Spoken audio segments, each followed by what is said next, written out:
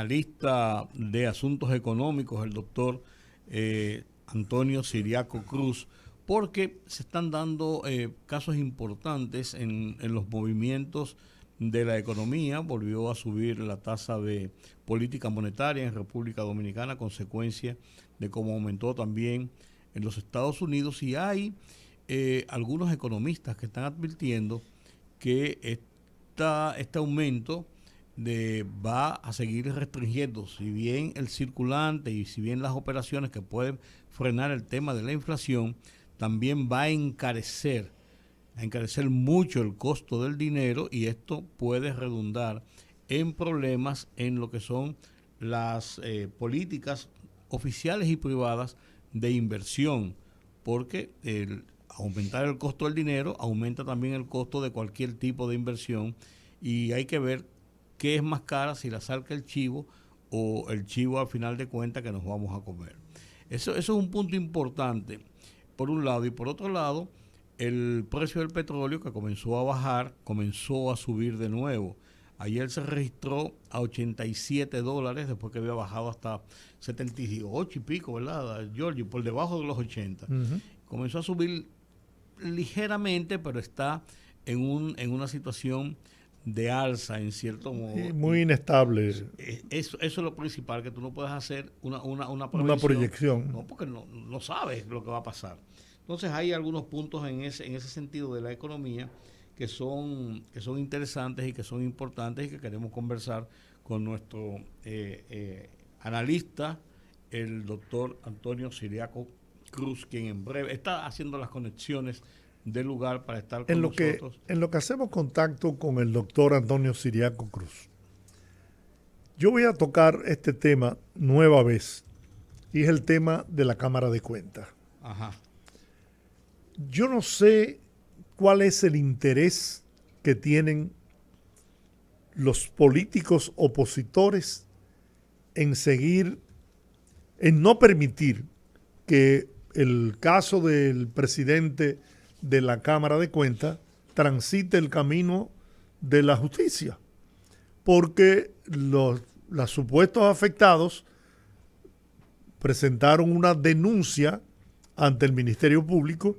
La Procuradora General de la República delegó en dos adjuntos para iniciar la investigación, pero los políticos quieren seguir soplando la candela para que el fuego siga encendiéndose.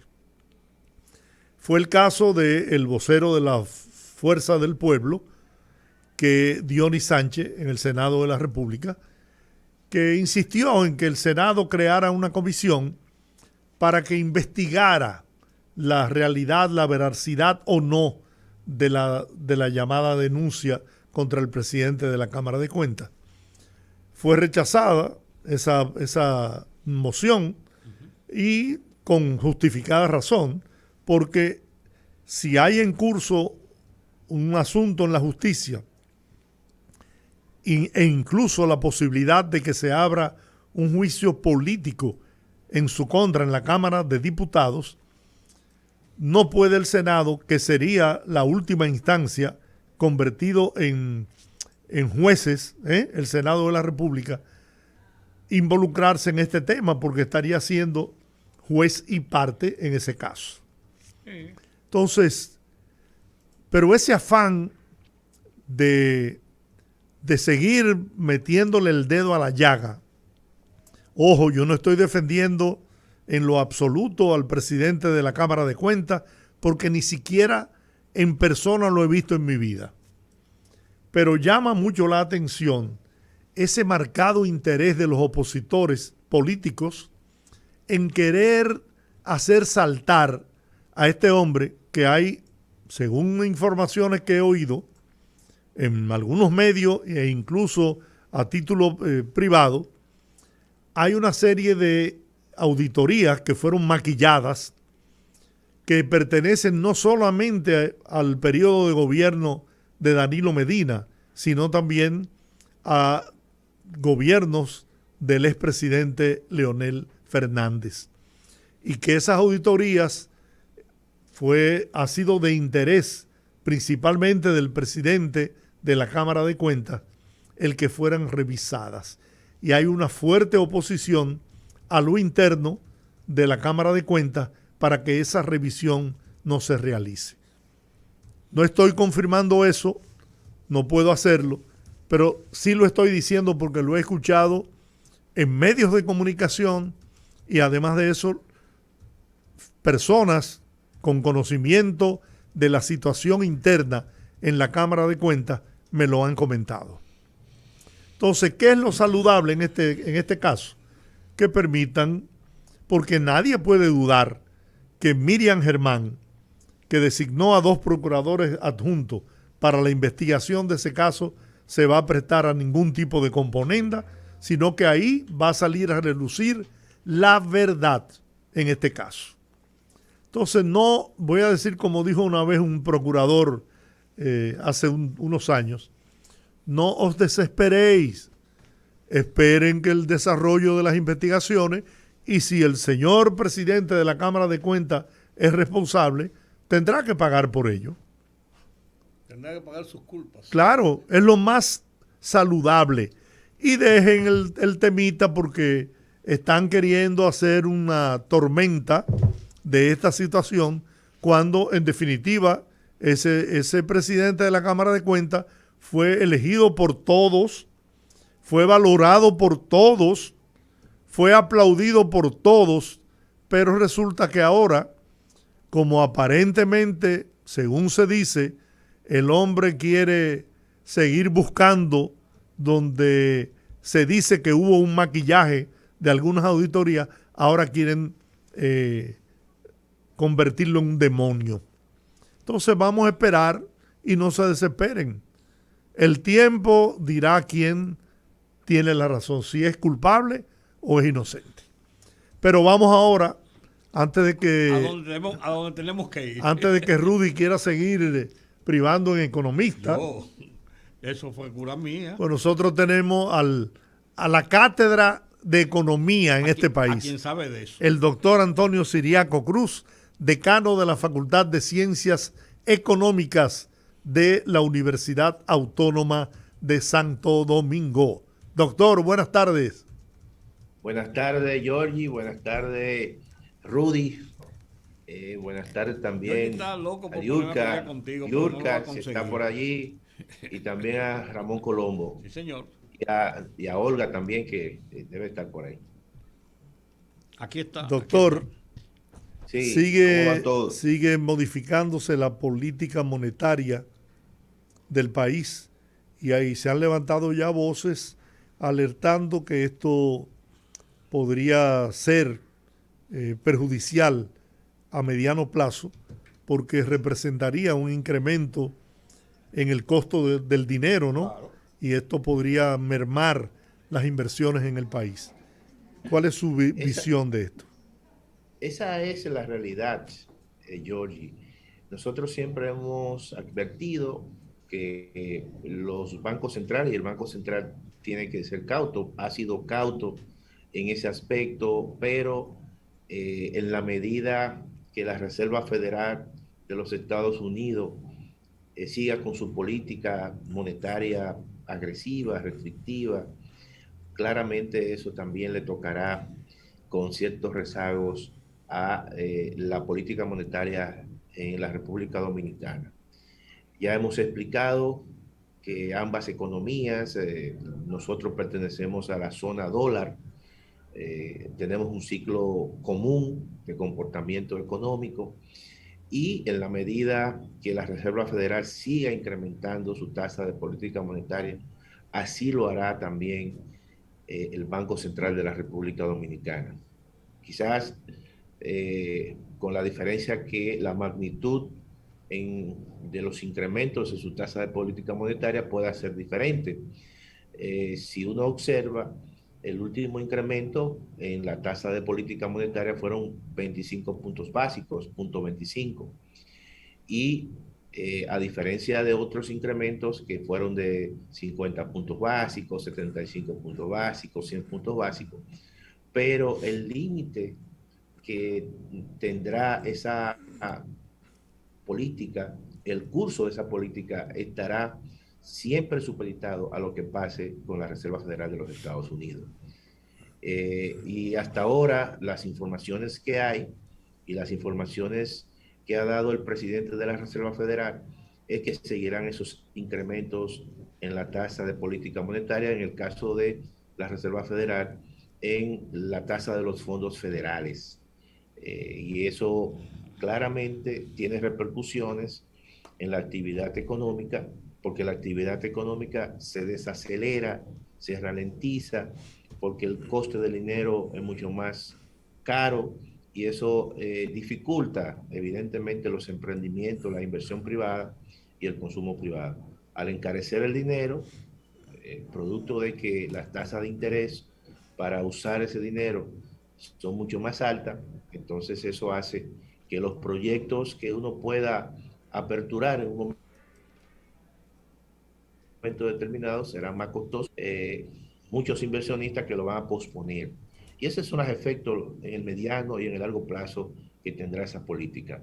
Porque, bueno, los bancos centrales están luchando contra la inflación, están tratando de que sus metas de inflación por lo menos converjan en los próximos meses y en ese sentido están tratando de, como decimos nosotros, que el aterrizaje de las economías, que el proceso de desaceleración sea un tanto suave. Y esa es la lucha, ese es, vamos a decir, el tema. Y por eso es que esa política monetaria en el mediano y en el corto, en el largo plazo va a terminar desacelerando aún más la economía. Claro, en el caso de la economía dominicana, todavía parece que el mercado del crédito tiene un monto importante de recursos de los 215.000 millones que en el 2020 el Banco Central dispuso para los diferentes sectores productivos.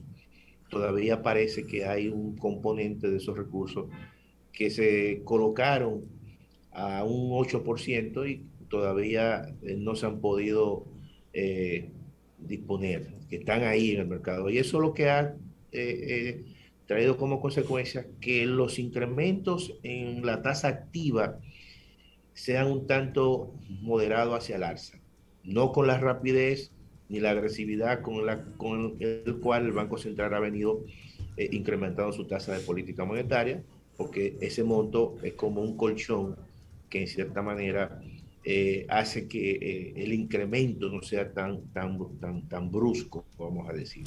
¿Qué Por eso tipo, es que hemos pasado de un 8 9 y va en promedio, estamos hablando en promedio, la tasa de interés activa, y básicamente está cercano a un 13 y la tasa pasiva creo que está alrededor de un 6 o un 7%.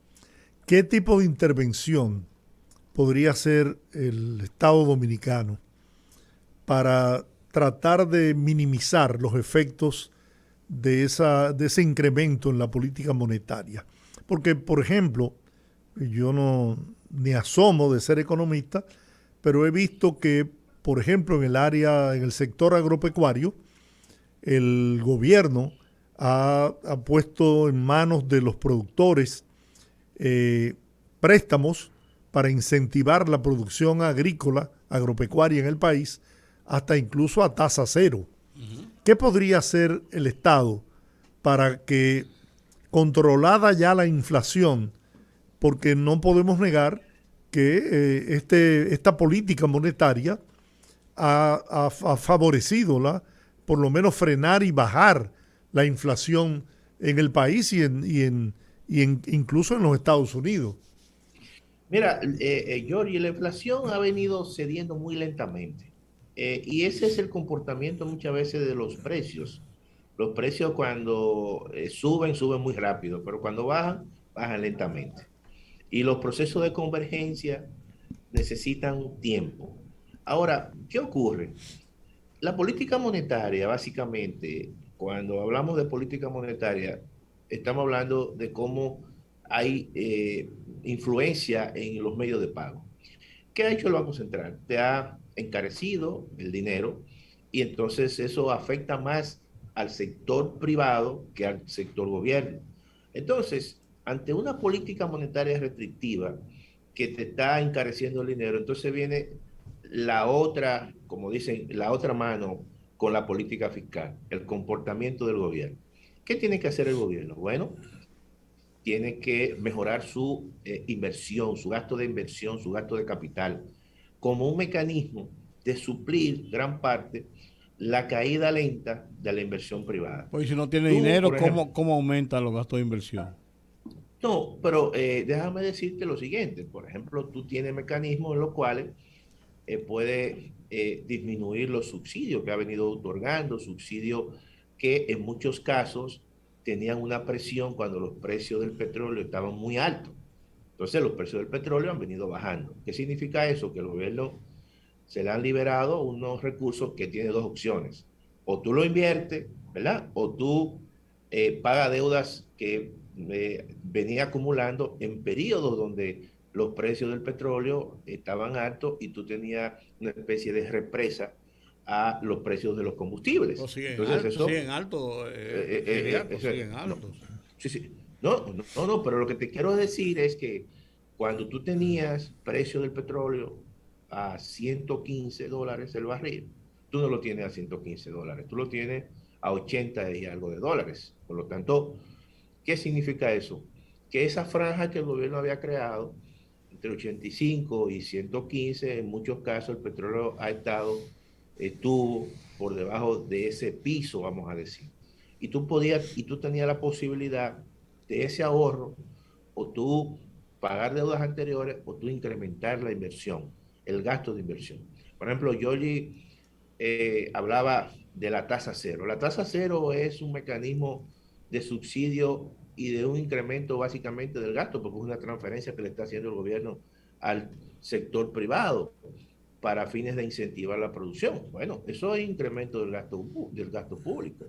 Al final, tú le estás transfiriendo esos recursos al Banco Agrícola y el Banco Agrícola se lo está transfiriendo a los sectores. Por A lo tanto, sectores eso productivos.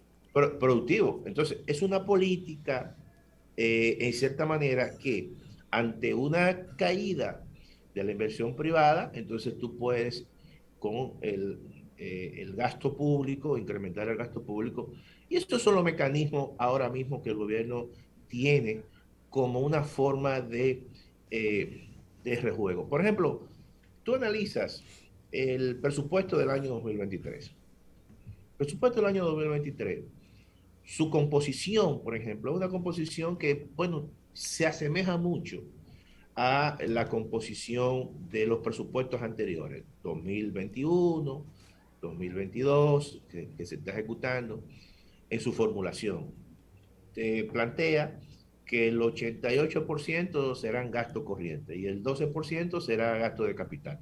Bueno, que se mantenga ese 12%, porque en la práctica el gobierno ha venido ejecutando por debajo del 12% en el caso del gasto de capital. Eso significa que si ejecuta, o por lo menos si mantiene esa ejecución para el próximo año de un 12%, significa que va a haber mucho mayor dinamismo por parte del gobierno. Y puede entonces, en ese sentido, tratar de compensar esa disminución de la inversión privada y del consumo privado producto de una política monetaria más restrictiva y que ha encarecido el coste del dinero y que como consecuencia claramente eso ralentiza la inversión privada. De manera que esos son los mecanismos que el gobierno puede utilizar con fines de tratar mínimamente de compensar. Pero eh, lo que hay que decir es lo siguiente: el sector privado es la gran mayoría, o sea, el sector privado representa el 84% de la economía, 84, 85% de la economía. Por lo tanto, siempre hay un componente importante de destrucción de demanda cuando el Banco Central utiliza este tipo de política restrictiva, y que eso tendrá repercusiones y se verán esas repercusiones quizás en los próximos meses, cuando se ralentice el crecimiento de la economía. Profesor, el presidente en una actividad hace algunas horas acaba de declarar que está trabajando para un aumento salarial en el sector privado. Casi siempre cuando se dan anuncios de este tipo, en caso de que pueda ser efectivo más adelante, los economistas coinciden en que es una medida inflacionaria que puede impactar aún más en la inflación. ¿Cuáles otras medidas puede ejecutar un gobierno que le permita, en una situación económica como la que nos encontramos, tener lo que llama el dominicano un rejuego, facilitar que la adquisición de bienes y servicios sea mucho más fácil para los dominicanos? ¿Qué herramientas tiene un gobierno que no solo sea el aumento salarial para mejorar la economía de la gente?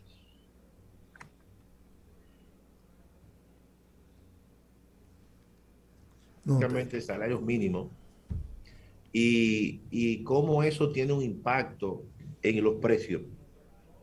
Generalmente la evidencia empírica de esa situación no está muy clara. Incluso el premio Nobel del año 2021 precisamente lo ganó porque demostró que en Estados Unidos muchos de esos casos no tenían evidencia empírica, es decir, los salarios mínimos no siempre tienen un impacto, o los incrementos no tienen un impacto en los niveles de inflación. ¿Por qué? Por ejemplo, cuando tú incrementas salarios mínimos, tú se lo estás incrementando a los que están en la posición más baja de la base de la estratificación social a nivel laboral.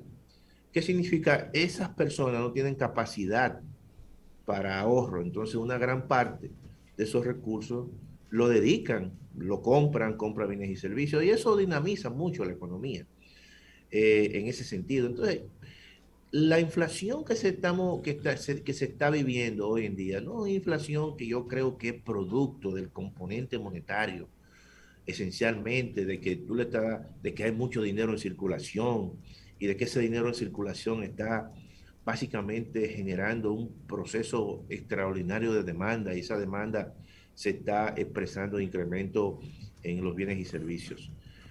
Yo creo que la inflación que está viviendo el mundo todavía tiene un componente importante importado y de todavía disrupciones en la cadena de suministro. Entonces, yo creo que al margen de esa percepción, yo creo que los incrementos en salarios mínimos no tendrán esa gran repercusión en términos inflacionarios. Claro, eso es una medida.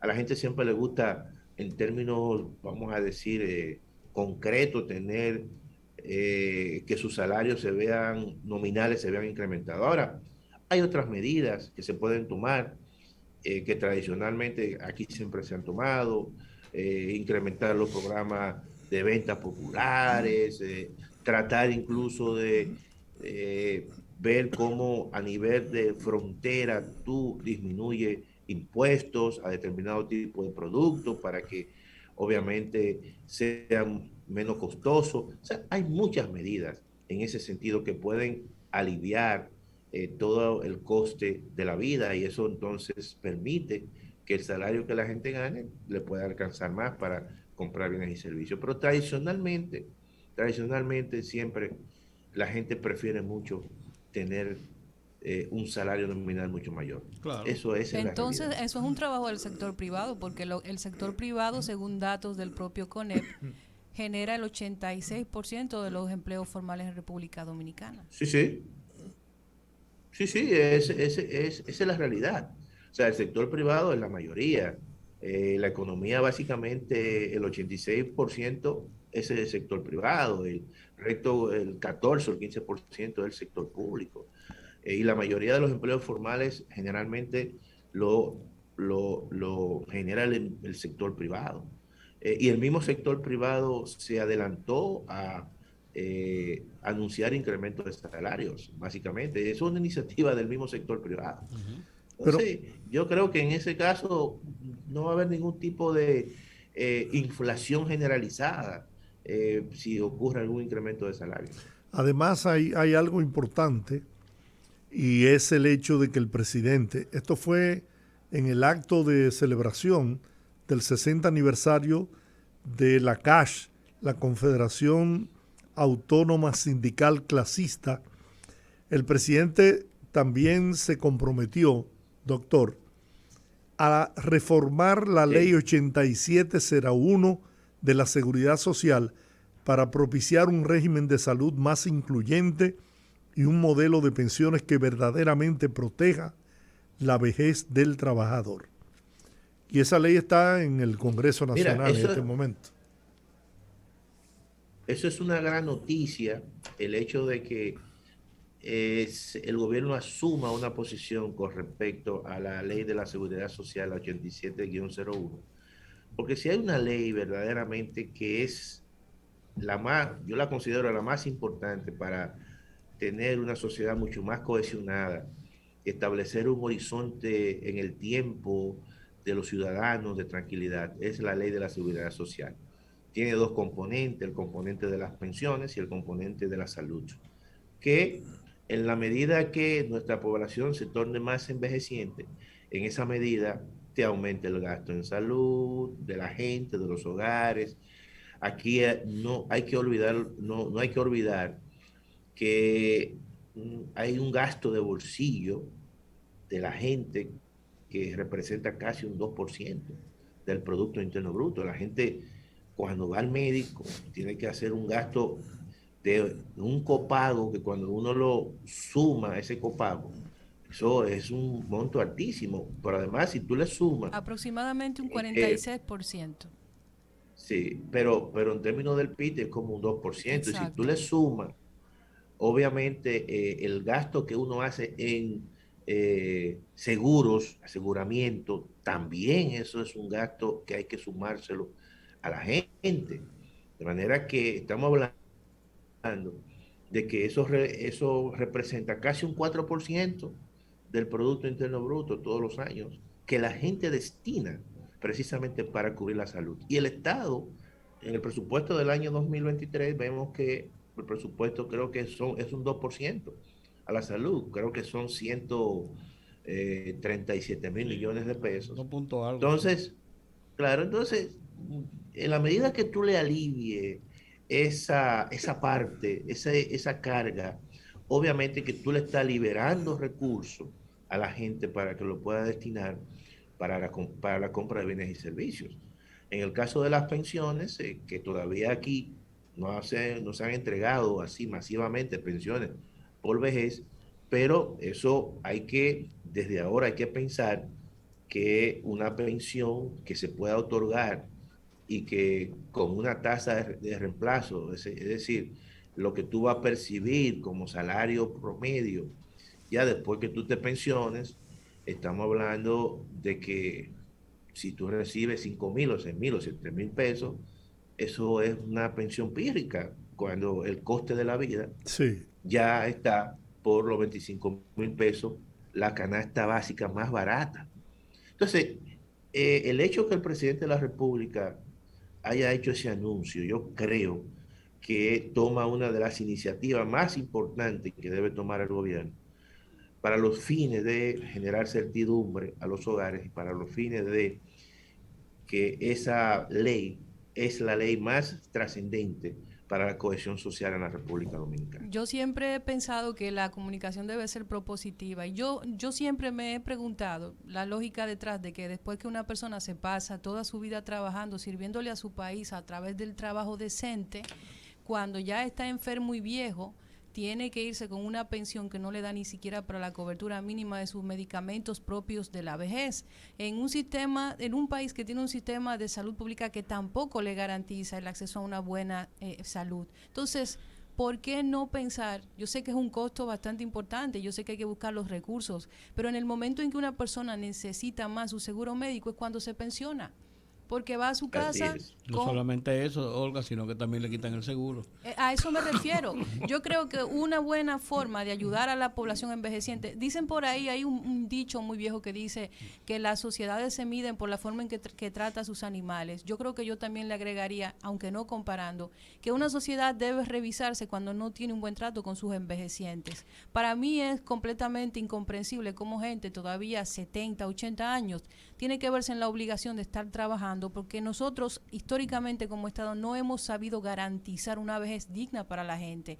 Que en vez que cuando se vayan a hacer pensiones, que se incluya dentro de esa pensión el seguro médico a los ciudadanos que pasen de cierta edad para que puedan por lo menos darle cobertura a su salud. Yo quiero hacer una corrección a Olga, porque ya los de 70 años no son envejecientes, son adultos mayores. No somos.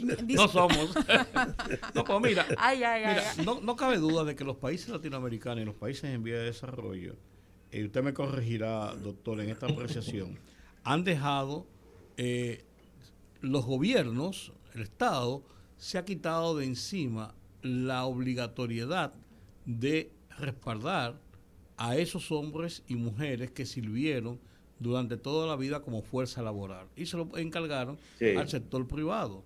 En los países desarrollados es el gobierno, es el Estado el primero que está con los impuestos que cobra, pero en los países nuestros, como no se cobran los impuestos o no se quieren cobrar, sin embargo, a los trabajadores, a los que trabajamos y percibimos salario, nos lo cobran obligados.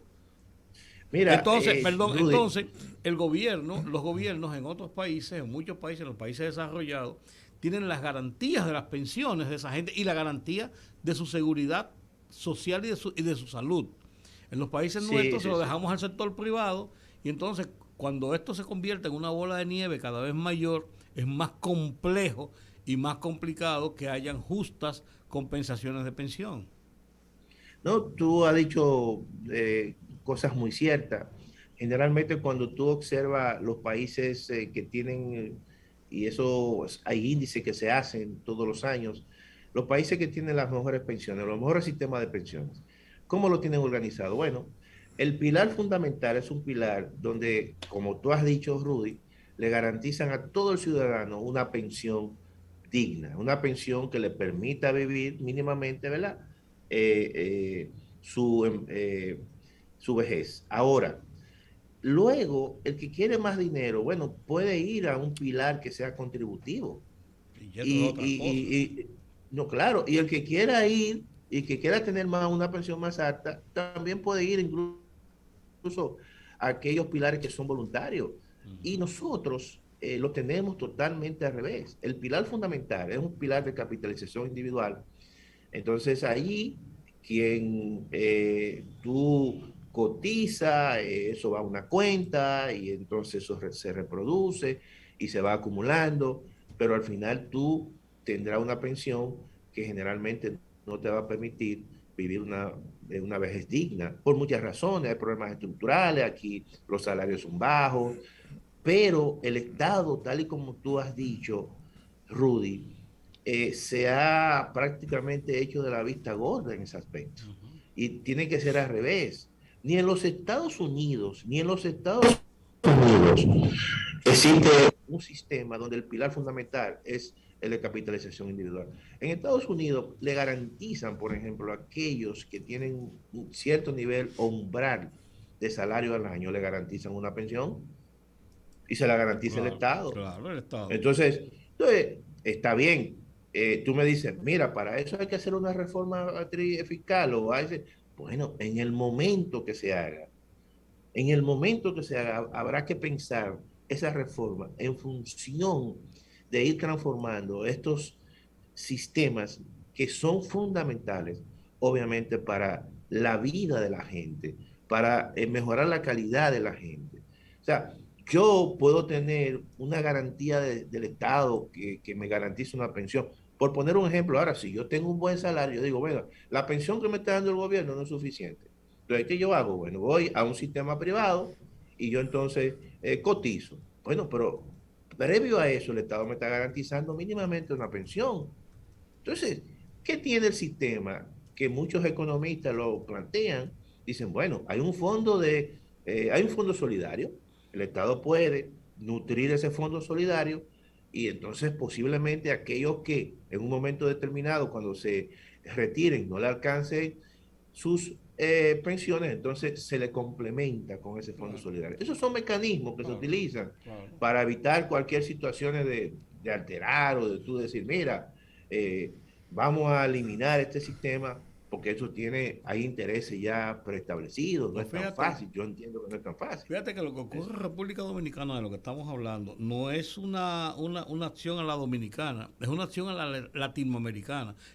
Claro. La generalidad de los países latinoamericanos tienen el mismo sistema, se desembarazan los estados y lo ponen en manos del sector privado, pues dicen, bueno, hay una ley, nosotros modificamos una ley o partimos de tal cosa. Eso es cubriendo su ineficacia de poder tener ese respaldo económico sobre la base de los cobros contributivos, de los cobros de los seguros, los impuestos. Entonces, ¿a quién le quitan el dinero? Es a nosotros. Que nos yo pienso que el desarrollo de los países está también un poco en el tema de buscar soluciones creativas. Pongo como ejemplo en eso mismo que ustedes conversan, el caso de China, que agarra a sus envejecientes, ya personas que no tienen ninguna oportunidad en el sistema laboral. ¿Lo fusilan? No, lo buscan.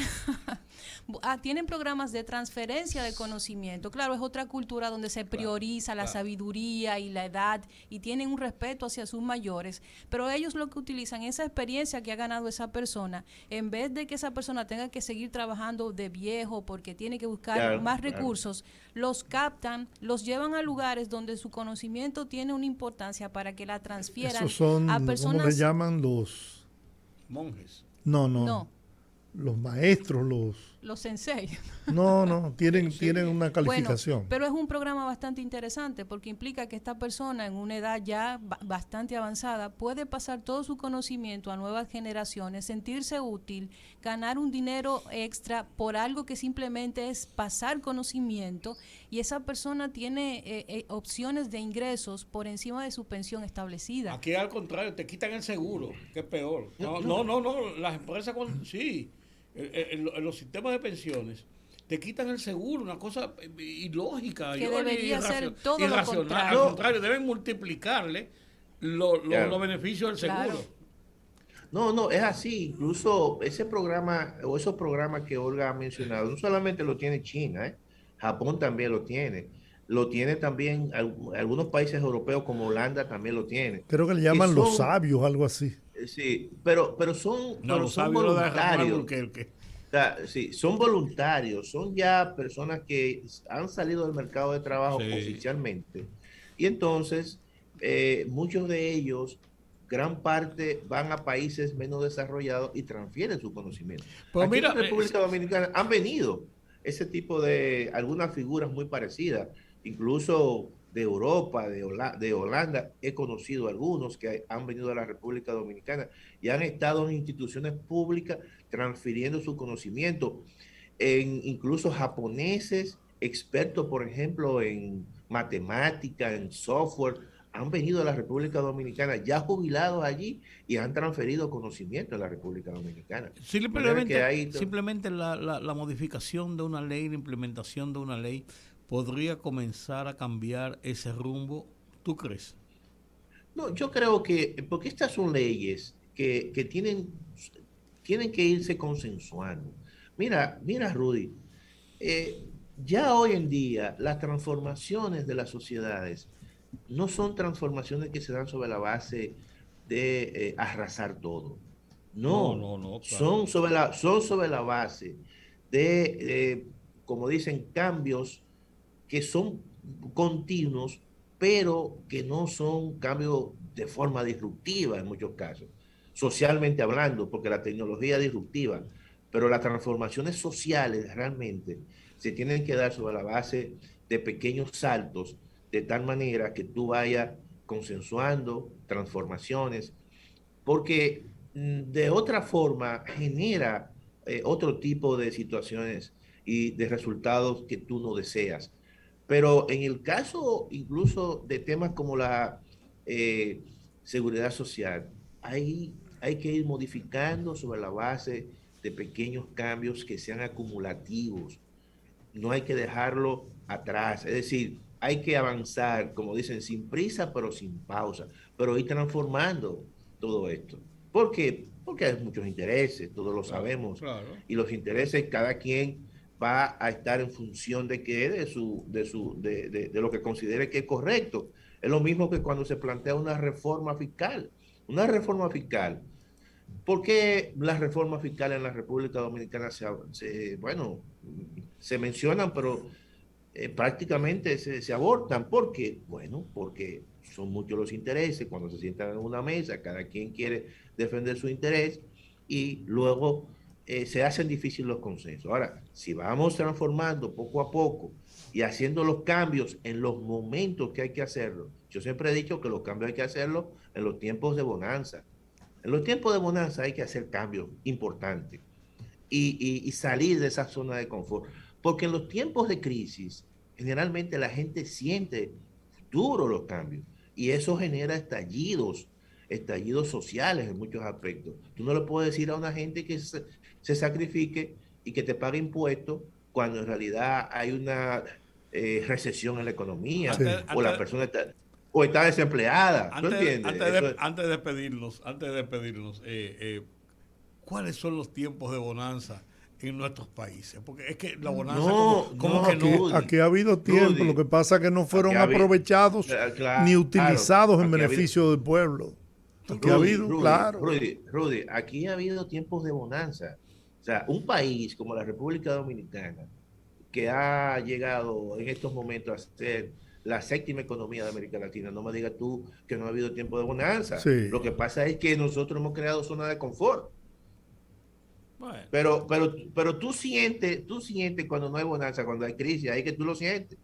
Y yo estoy seguro que la gente, o sea, hay periodos donde la economía ha tenido crecimientos muy altos, incluso con un entorno internacional sin ningún ruido, pero ahora no. Ahora tú observas la situación que hay en un entorno internacional de incertidumbre. Tú no sabes cuál va a ser la reacción mañana de Putin. Hay crecimiento, hay crecimiento, doctor, pero no hay redistribución y ahí es que está el detalle, como dice el Chavo.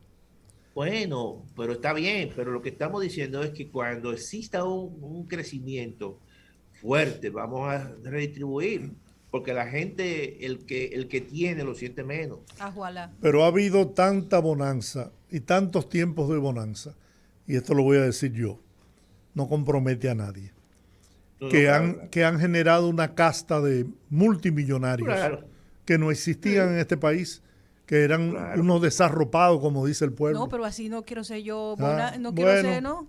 Porque así no, doctor, es por la derecha. Doctor, muchas gracias. Mire, no, usted. Yo le estoy viendo a usted un aire como de futuro rector, algo así, no sé. Pero no de verdad.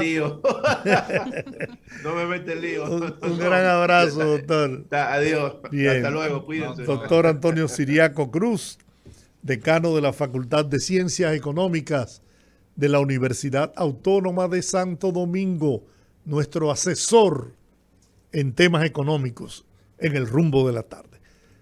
Muy tarde, pero vamos a la pausa.